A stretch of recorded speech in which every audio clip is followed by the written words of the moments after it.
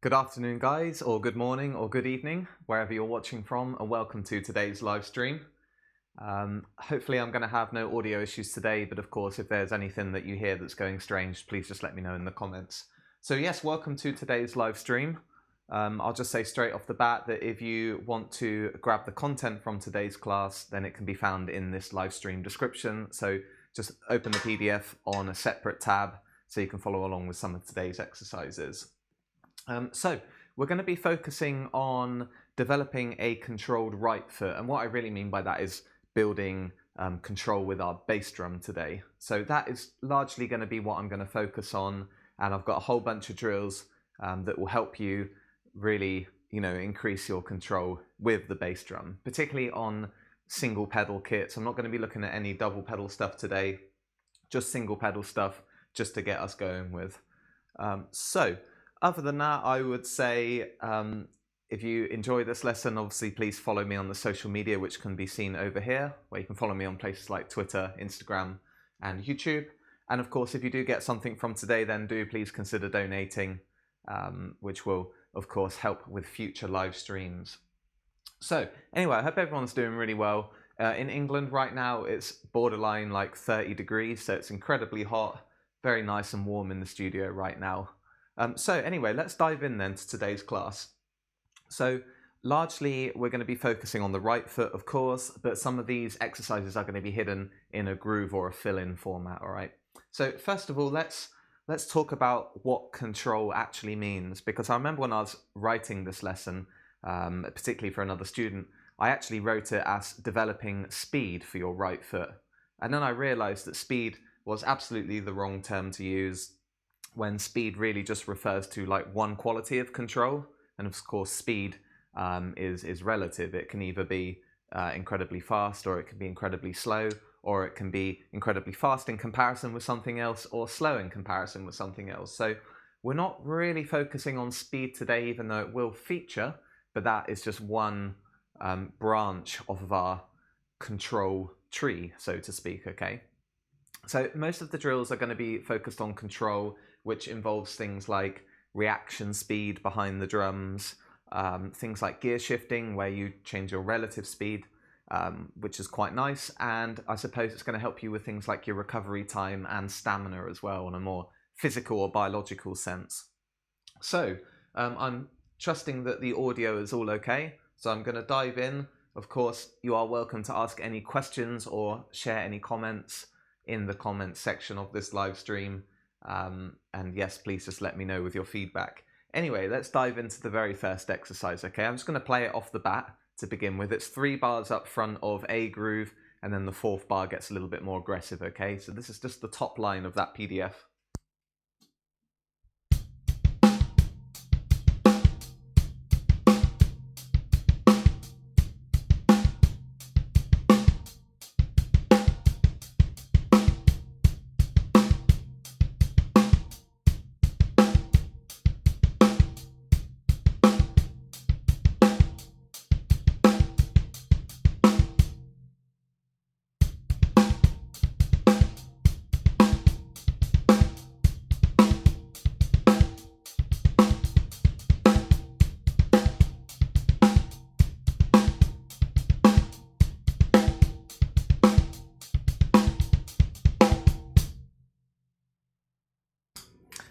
Okay, so we're going to talk about what sort of control this gives the drummer, particularly with their right foot, and I'll back up those with some reasons behind it. So most of the time, this groove is based around 8th notes on the hi-hat, a strong 2 and 4 on the snare, and then it's basically like peppered with like broken 16th note rhythms for the bass drum. And most of the time, those bass drums are either playing a single or a double.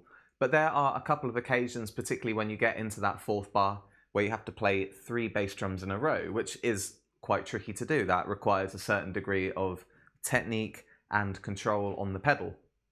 So I'm going to play this again, and what I want you to do, especially watching on the overhead camera, is just see if you can see the control that I'm having to do. It's almost like I'm having to reset my foot every time I do 3 strokes, okay? So one moment.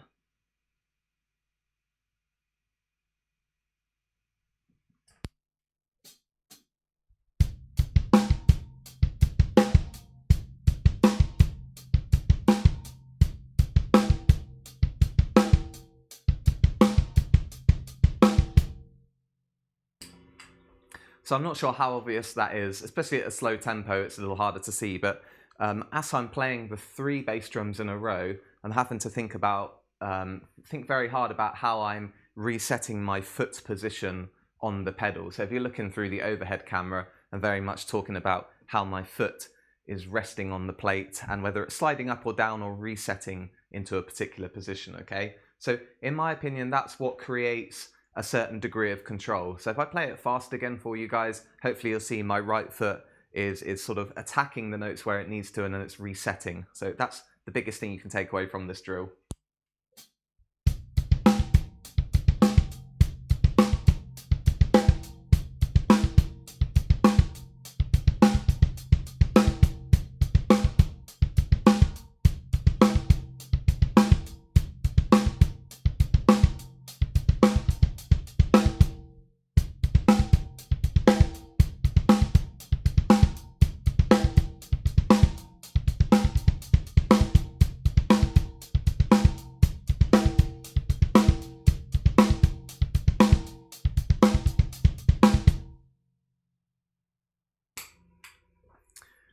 Great. So quite a straightforward first example until you start pushing on the tempo, and of course that's where the speed element comes in. But you must start with a nice control before you then consider speed. Otherwise, you'll find it quite hard to control, especially when you're moving so fast on the pedal board. Okay, so we're going to move on to what I consider example 2. And this is just a 1-bar phrase, which is focused around, again, it's 8th notes on the hi-hat, a 2 and the 4 on the snare, and then what's happening, there's lots of different like bass drums, particularly at different subdivisions. So with this drill, it's to help you build control with different subdivisions. So we're actually seeing 3 different subdivisions on this exercise. We're seeing 8th notes, 16th notes, and 32nd notes. They're the 3 subdivisions that we're having to gear shift between as the groove is unfolding, all right? So if I play this one for you first, and then we'll dissect it again.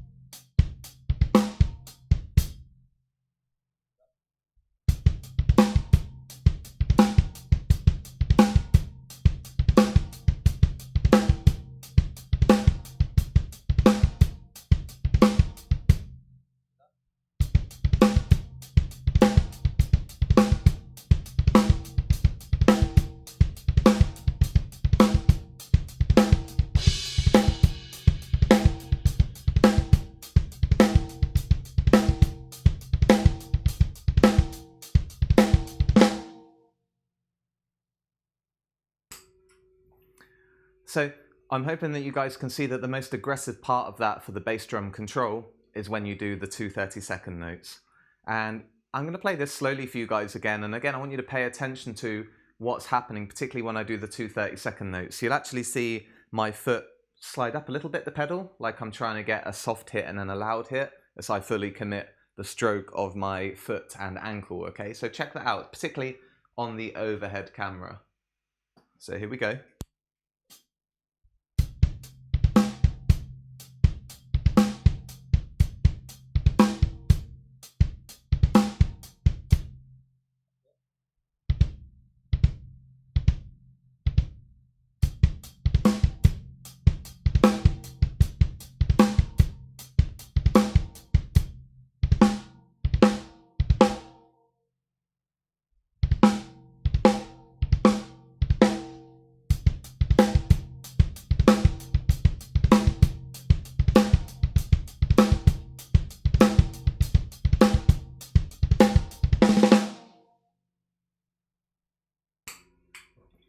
So I'm a big fan of the sliding foot technique, which is exactly what I just described, and I was pointing to it a few times throughout that exercise.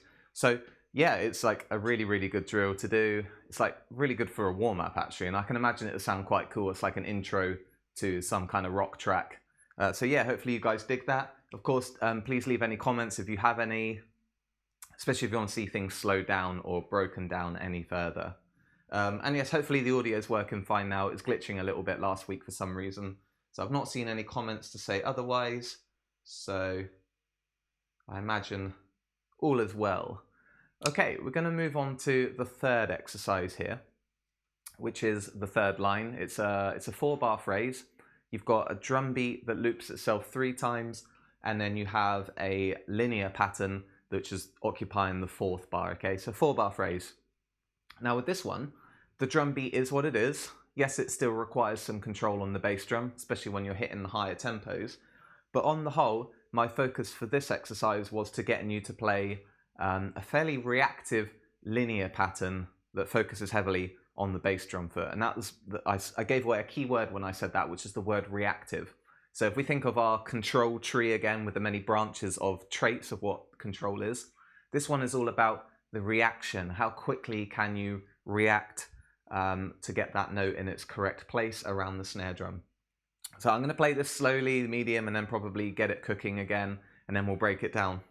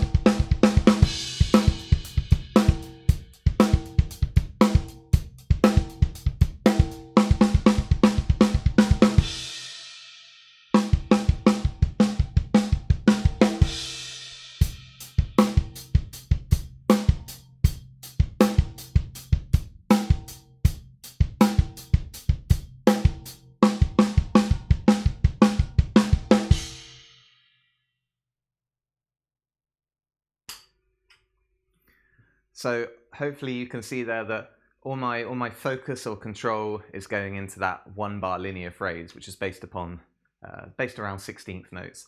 So purely reactive, that's what I aim to teach my students when I give them a drill like this, especially when I like egg them on to go faster and faster. I want to see like where their breaking point is, where their foot begins to lose some control. And I'll show you what I mean by that. So I'll start off that linear phrase slow, build up some speed, and hopefully again on the overhead camera, you can see my right foot's having to work pretty hard to make sure it stays in line and also keeps recovering as well. It needs to make sure it keeps resetting and recovering itself. So here we go.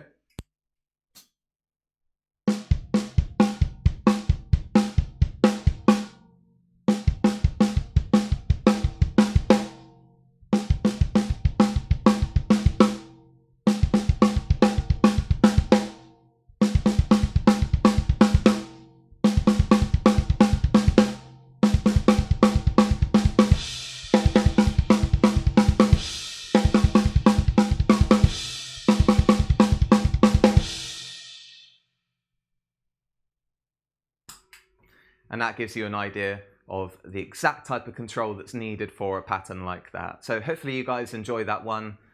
With all of them, you know, make sure that you are playing them with nice control before you shoot for the faster tempos or power or what other qualities you want to inject into your own playing. Make sure that you've got that control first. I've seen it so many times where I've got like a student who really does want to go fast straight away, and it ends pretty miserably and I have to get them to backtrack.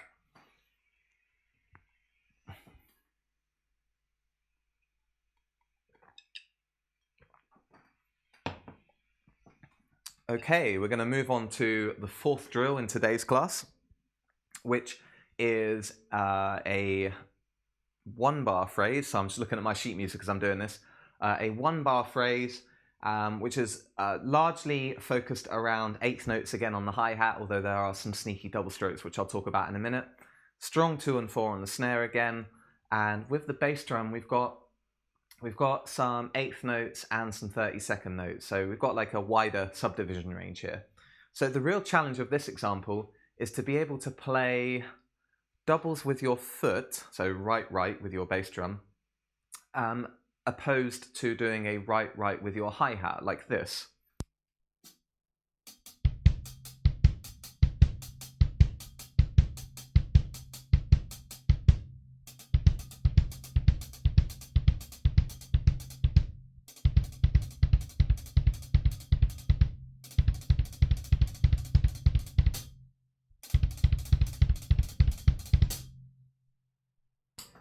And you can hear there that I'm beginning to reach a particular limit with the speed in which I can do that. So other than that, the groove's fairly self-explanatory. So what I'm hoping that my students get from a drill like this is, particularly if they record themselves and they can see like the hi-hat waveform versus the bass drum waveform, I'm hoping that you get the two clean hi-hats and then the two clean bass drums, rather than there being some sort of overlapping between the two, like they're beginning to flam or unison one another, which would be the worst thing in this particular case. You want to make sure that they're as separate as possible, okay? So anyway, I'm going to play the groove slow, then speed it up for you guys, and then hopefully that's enough to portray what sort of control is needed.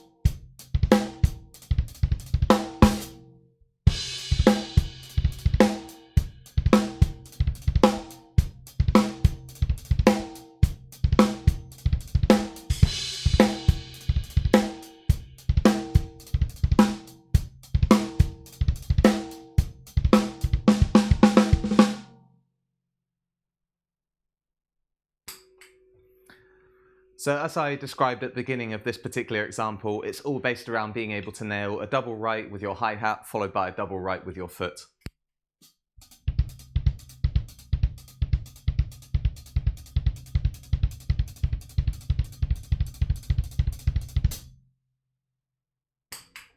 And that particular technique does work really nicely around the rest of the kit as well.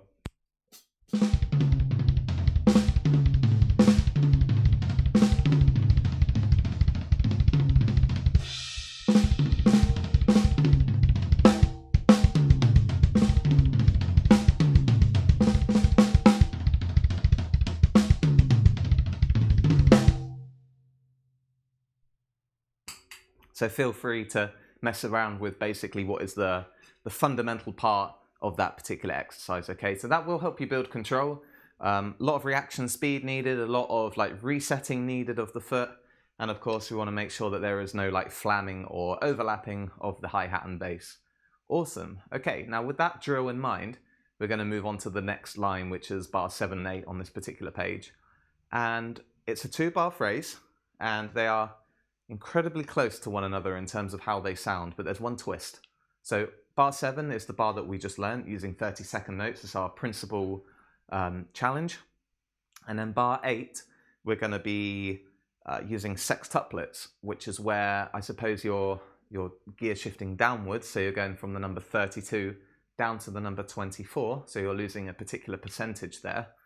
And other than that, it's a little bit hard to describe, but basically like the bass drum is relatively in the same position as it was, but just with a sextuplet feel.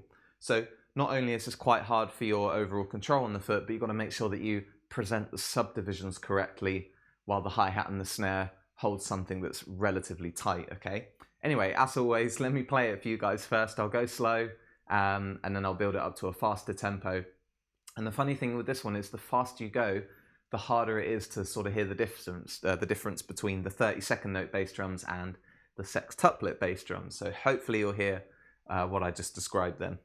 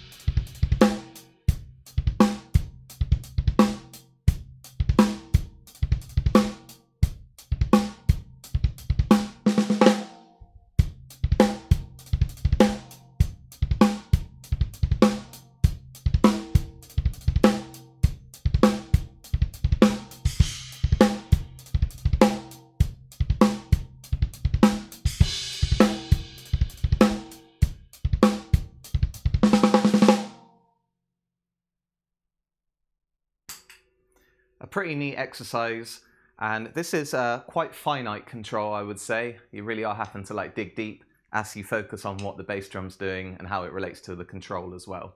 So yeah, like obviously the first bar has got a much straighter feel, then that second bar has more of a triplet feel. The second bar like reminds me more of like the John Bonham way of playing, where he would do things like this.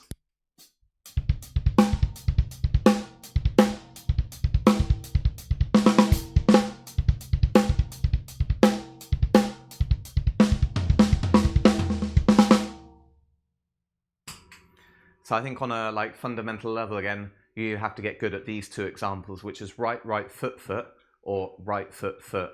Obviously the first one is more based around the number 4, and that second one is based around the number 3. So 16ths or triplets, 30-second notes or sextuplets. However you want to dress this one up. Here it is.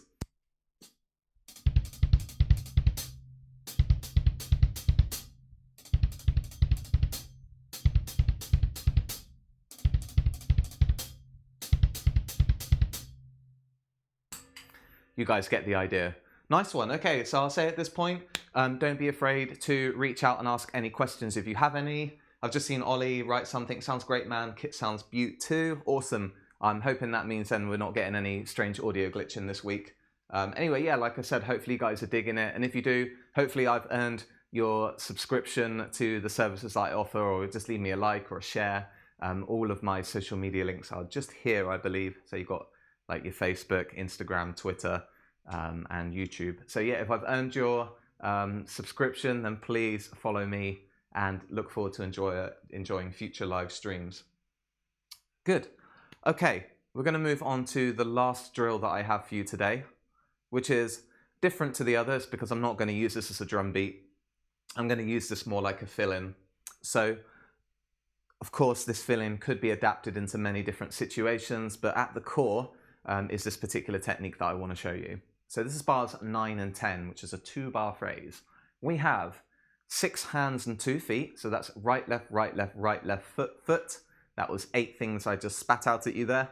And then on bar 10, you've got 6 notes, which is right, left, foot, foot. So it's basically reduced by 2 notes. We want to be going back and forth between them, so it's kind of like a quick, I say pyramid, or that makes it sound like it's based upon more than just 2 things. But it's basically going 30-second notes down to sextuplets, up to 30-second notes down to sextuplets, and of course there does have to be some sort of consistent meter throughout all of this. So I'll play it slow for you guys, and then I will speed it up once again, and then maybe we can have some fun trying to move it around the kit in some kind of cool way. All right.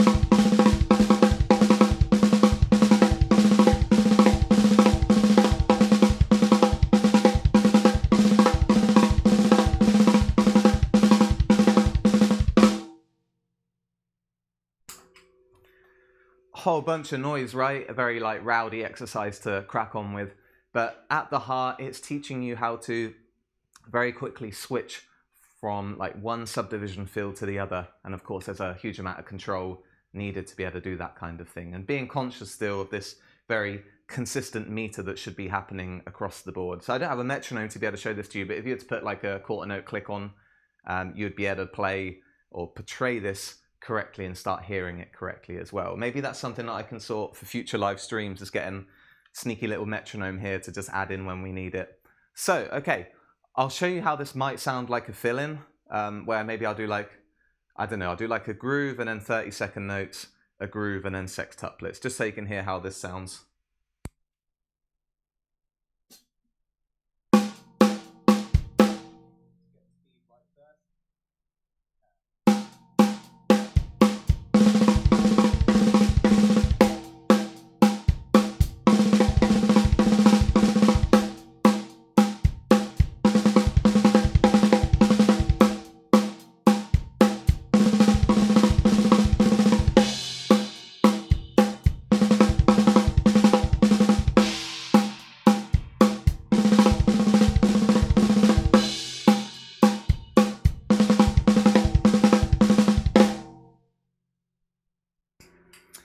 and so on. So let's actually turn it into something that we can move around the kit before we wrap up today's live stream. So, okay, let's just like do something very simple around the toms. You'll probably see me figuring it out on the overhead cam, and then I'll describe it back to you guys.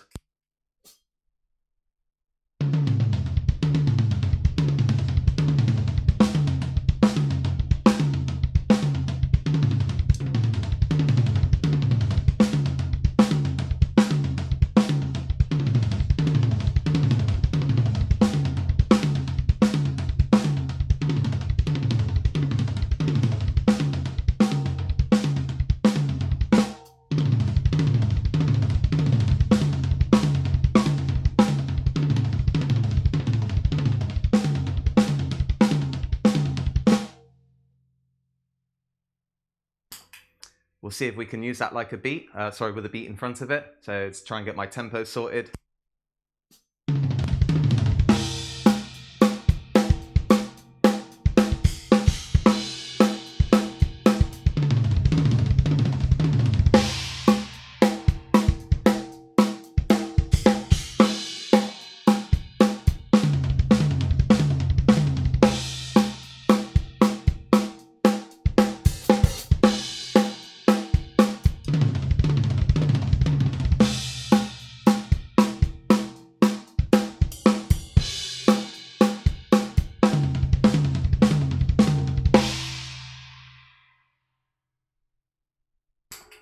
Probably being a bit ambitious with the tempo there, but you guys get the idea. And there's so much that you could do. If you're presented with like 6 notes and 2 bass drums, and then 4 notes and 2 bass drums, you can probably make up like hundreds, if not thousands, of really nice ways to move it around the kit. So that brings me full circle to what we we're talking about at the beginning of the class, which is building control and developing control for your right foot, or for you left-handed players out there, your left foot, which is usually on bass drum duty. So I'm hoping that you can use these drills to your advantage. Live with them for a long time as well, because these like grooves or fills don't really have like a sell by date. They'll never be like in or out of fashion. They're just very much focused on helping you with a particular technique.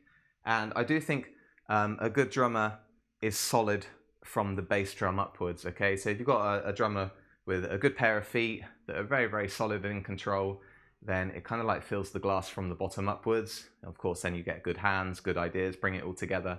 But I do like watching a drummer who is incredibly skillful with their bass drums. Everything just feels quite fat from the bottom upwards, which is what we'd be looking for here. So like I said, guys, if you enjoyed today's live stream, hopefully I've earned your subscription. I will re-upload this on YouTube as well, so you guys can re-watch it and share it again. You're welcome to like leave any questions though, because I do keep track of it over the course of the few days before I upload it onto YouTube. And yeah, like hopefully you guys dig that. Feel free to send any donations to support this kind of thing, and I'm hoping that you'll join me very soon for another live stream. I know I've got some cool stuff coming up for you guys. I won't share anything just yet, but I'm going to do like another big stream on a particular topic. And you know, if you guys have any ideas for like topics that you want to do, then I am all ears, because I kind of just like freestyle. I kind of do the things that I feel like I would want to watch if I was growing up as a kid playing drums, or just getting into drums later in life. But if you guys have got a particular topic that you want to focus on, or want me to focus on rather, then just reach out to me. Of course, you can DM me as well if you don't want to leave it in the comments. So we've got a question from Ollie, which says, what's the splash in front of you? Volt series, size, can you give it a bash? Sounds lovely in the last groove. Okay, cool. Let's get indulgent then. So I'm guessing you either mean this one, because it has the custom shop one, or this one. So maybe you can be more specific in a minute, Ollie. But I'll play both of them because they're kind of like designed to be the same cymbal. So these were some custom cymbals that I had made when I actually went to the Sabian Vault in Canada, in New Brunswick, about 2.5 years ago. I was like turning 30 and I thought, we're going to Canada, it'd be really nice to visit the Vault as well. So Sabian hooked me up. We had like a day visit. I was just looking around the factory and seeing how the cymbals are made, which was ridiculously good fun, by the way. I don't know if my girlfriend would say the same thing, but she humoured me and ended up having a cool time. So when I was in the Vault, I was hoping to, you know, buy some custom cymbals, or at least make my own. So if I show you this one, This is actually a 10-inch hand hammered Duo splash, which is in Sabian's normal catalogue, but it's had air holes put in, which is really neat. So the air holes were obviously introduced in the AAX air splashes. So I got myself a 10-inch one, I got myself an 8-inch one, which is super cool. And because I couldn't decide on the day, I actually have like a very similar one using a HHX Legacy splash as well, where it's got the air holes. And if you've noticed up here, I've also got HHX Extreme Crash, which is a standard HHX crash, but I've had some of the ISO holes put in, which I think is sweet. Anyway, let's play him.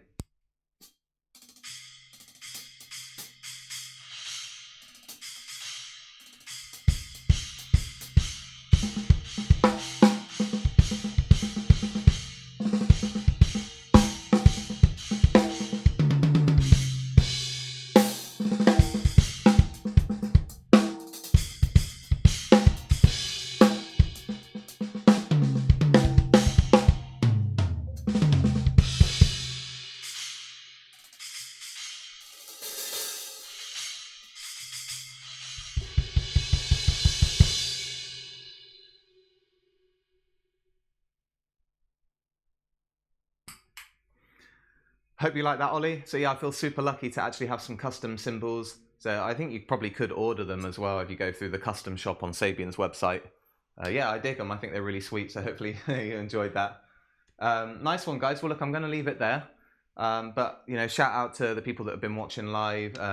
You know, do continue to leave some comments. I also want to give a shout out to the brands that I absolutely love, which is Tama, Sabian, Evans, and ProMark. And I also really dig MEE audio as well for the in-ear monitors. Anyway, guys, I'm going to love you and leave you. So enjoy your day. I'm absolutely roasting because it's like 30 degrees here in England. But I hope you guys are having fun. And I'll see you again real soon. Cheers.